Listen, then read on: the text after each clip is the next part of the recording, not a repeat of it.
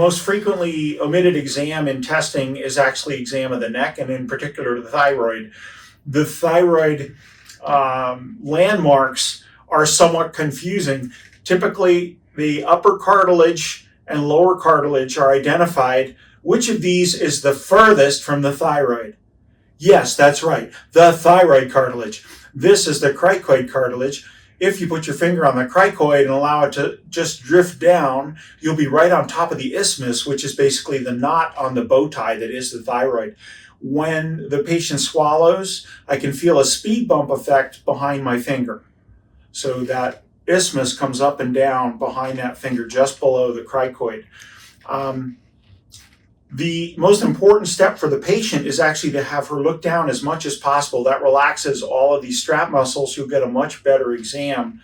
After that, you're going to push the thyroid toward your examining hand. You're going to bubble the fingers as if you're doing a lymph node exam, carefully feeling for any lumps or bumps. You're going to repeat on the other side, deviating the thyroid toward this examining hand.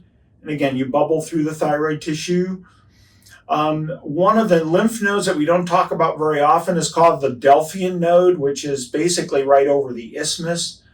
The other maneuver that I like to do is I try to land on the thyroid with these fingers. If my finger, when pressed inward and pushed downward, actually feels some resistance from the shelf that is the enlarged thyroid, that usually is a pretty good indicator of minimal enlargement. You can detect that pretty quickly. The last sign is if you have any aspect of thoracic outlet obstruction, you can do what's called Pemberton sign, which is positive if you have an enlarged thyroid, for example, or retrosternal thyroid that, again, is obstructing the thoracic outlet.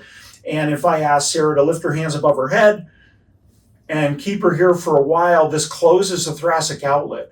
She will become plethoric or have a very red face after about 30 seconds, and it's somewhat uncomfortable. Those are pretty much all the maneuvers that I can think of for the moment regarding thyroid exam.